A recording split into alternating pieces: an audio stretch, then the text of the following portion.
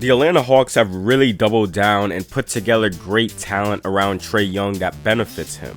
After moving on from DeJounte Murray and that situation just not working out, the Hawks pivoted and found another way to build a functional team around Trae. With Trae being a smaller guard with elite passing skills, you need to surround him with lengthy, active defenders, athletes, and off-ball scorers. They have a young forward in Zaccharie Risacher, who is a lengthy, athletic wing who has a quick trigger from deep, who projects to be an elite off-ball level player. Zaccharie is a massive piece in the Hawks' transition offense as he runs the floor hard, gets out in open space, and does a good job in making himself available. His three-point shooting with more reps and comfortability and growth from his rookie year, he should rise into being one of the best three-point shooters in the league. Just that quick trigger I love from him. Jalen Johnson is a guy who is extremely versatile, can be used as a screener, lob target, transition attacker, make plays, cutter, downhill threat, and a defender who can defend in multiple ways and defend multiple positions. He provides himself as a secondary option next to Trae. He's another lengthy, athletic dude that helps in the Hawks' transition attack. Johnson's a guy who is really approaching that all-star territory, averaged 18, 10, and 5 before he went down with injury. I think you do want to see him kind of tap more into that jump shooting ability and self-creation and continue to grow his game from there, becoming another lead ball handler. But I think he's progressing fine as a young player. It's just the injuries, man. The injuries is really just killing everything. It's killing the whole vibe of that Hawks team and Johnson. Onyeka Okongwu, who I believe should have been the starting center for ages now since Clint Capella's game was on the decline over the years. Onyeka provides the same lob threat, playmaking, and just possessing better touch around the rim compared to Clint. There's more offensive versatility that he provides. I still think Clint is the better rim protector, but Onyeka executes different schemes better and can be a capable switch guy. Dyson Daniels, he is Mr. Most Improved Player, a tremendous defender who racked up 3 steals a game last season, which is just absolutely freaking ridiculous. He has some of the best hands, best defensive footwork in the league, extremely mobile, and on balance, just a plus defender on and off ball. And though he is known for his defense, I do want to look at some pieces of his offense that took a leap. The three-point shooting can be much better from him, but he has shown some juice as a capable ball handler who can make clean passes and initiate the offense at times. He can operate as a cutter, screener, and has the ability to attack in a straight line, get inside, and hit a floater. All 4 of these guys I've done breakdowns for in the past, so I really urge you guys to check out those videos. The Dyson and Zaccharie videos are from 2024 to 2025. The Jalen and Onyeka ones is from a couple years back. And with these 4 guys next to Trae, providing that length, athleticism, off-ball scoring, capable ball handlers, the only question mark here from these 4 is the shooting, with Zaccharie being the best of the core 4. So in response to all that, well, we need more shooting. What can we do with the shooting? Why not trade for one of the best stretch bigs in the league in Kristaps Porzingis, who you can plug in as that 4 or 5 in your lineups? Kristaps shot 41% from 3 on 6 attempts a game last season. All of his attempts are off the catch, and his range can extend from really deep from the three-point line. His main area of attack is above the break, where he can pop into space there or be a trailer who can get that 3-ball off. This is another lengthy guy who can also be a shot blocker and rim protector when healthy, so it adds more into that size and length around Trae as much as possible. Kristaps is more of a strong popper than he is a roller. He isn't explosive off of rolls, but if Trae gets double teamed, he can pop right into that mid-range space and get off a jump shot there. He doesn't catch lobs in traffic very well, and he really needs a strong passer in those situations, which, playing next to Trae Young, that helps, right? Kristaps did have an up and down season, struggling with his health, and the biggest question mark when having him on your roster is how healthy can the guy be?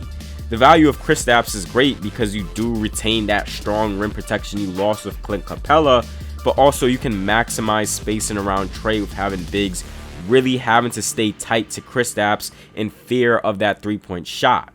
That will open up more of the pick and pop game, as Trae is a guy who loves to get himself in the paint for floaters or jump shots, and with Kristaps forcing the big to think about helping on Trae can make the Hawks offense much more dynamic. With the threat of Kristaps' 3-ball, his most underrated skill is attacking closeouts. If Trae Young, Jalen Johnson can get the defense scrambling and Kristaps having to attack a slow-footed big or a smaller player off the catch, Kristaps has the handle to do that, put the ball down on the floor and get inside off of that. You don't really have to draw up plays for Kristaps to be effective, and he doesn't need the ball in his hands much. He is best suited as a third option for your team. He is pretty jump shot reliant as a player, and he is more of a face-up guy than a pure back you down post type scorer. At times he just doesn't have the lower body stability or strength to really move guys, so oftentimes you'll see him settle for jump shots than putting together moves to get closer to the rim. The Celtics, Wizards, and Mavericks pushed a lot of times with getting Kristaps mismatches to attack, and he has a threat to just shoot right over guys with ease. If there is a massive height difference, and this plays into his mid-range game. If Kristaps' jump shot is going, he can honestly rise into being a main option and take over games. If not, it can be a bit sketchy on how you could play him, and he's going to have to rely on a lot of creation from your guards to really set him up.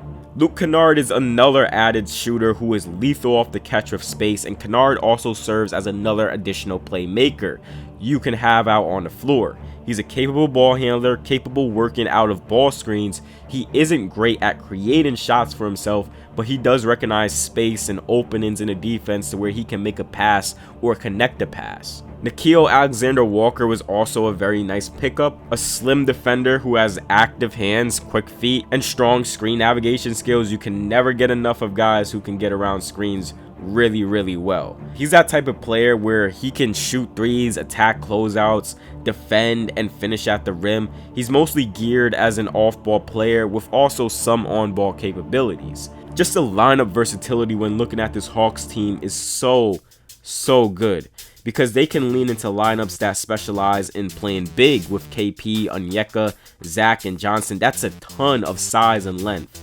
Or they can lean into an all-defensive lineup with Dyson and Walker leading the way, or they can lean into lineups maximizing shooting with Kennard, KP, and Zaccharie. They can go small and go big, and that amount of versatility, especially defensively, where they can go to Onyeka, Johnson, Zaccharie, Dyson, and just say, hey, switch everything.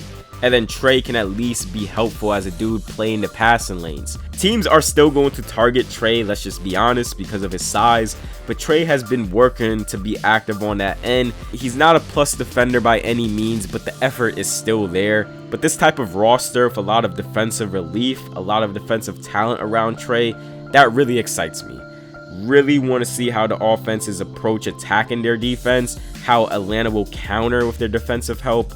Of course, health is the biggest factor in all of this, but having that lineup versatility, different styles you can play, it really makes you a threat when playoff time comes around. The pick and roll duo of Young and Johnson is one of the best in the league, one of the best duos in the league. So imagine the space in the lineup with KP, Walker, and Kennard can be a ton of space for Young and Johnson to just work with. And imagine the chaos of just Trae Young double drags, double ball screens with Kristaps popping and Johnson rolling effectively, and Trae being a sneaky dude in the mid-range to draw fouls and create shots and make clean passes. I just can't wait to see this group play. If you really wanted to nitpick the roster, I think one of the things that comes to mind is that they can get an upgrade in a scoring guard who can come off the bench and be kind of a spark plug for the team. I do kind of worry about the offense taking a bit if Trae Young isn't on the floor. Yes, you do have capable ball handlers, but like it's not really anyone else near the creation level of Trae Young. The main guy I'm looking for in this area, it's probably not going to happen next season. He's still a work in progress. It's going to be on Zaccharie. I do want to see some reps with him working with the ball in his hands, at least a little bit, just a little bit of it, just to see some flashes. And I have shooting concerns with this roster too. In lineups of Johnson, Dyson, Trae, do you put Onyeka in those lineups? Does Onyeka evolve into being a stretch guy who can shoot the 3-ball at times at a high level. I feel Dyson and Johnson really would have to prove themselves as shooters. Trae Young is also just a weird case. I think he's been dealing with some sort of injury last season. I don't know off the top of my head, because he can be very streaky and high volume on threes. So he is always hovering around that mid-30s percentage. That 3-point percentage has to come up for Trae Young, because he's not a guy who puts massive pressure at the rim or scores at the rim efficiently. So the shooting from him has to be top tier. But anyways, I think that really sums it up for the Hawks. I love what they're doing. I love what they're building. I love how they're steering the ship around in the Trae Young era, getting away from what they tried with DeJounte Murray. And the thing is, I know people will harp on how they failed with that. This is a league where you have to try stuff and you have to fail at stuff. And that's kind of just life in general. But things are looking up now for the Hawks, and let's see if they can actually make a push for the playoffs. I'll wrap it up for this video. If you enjoyed the video, please do give it a like and subscribe to the channel for more NBA breakdowns like these. For all that being said, y'all, I will see you all in the next video.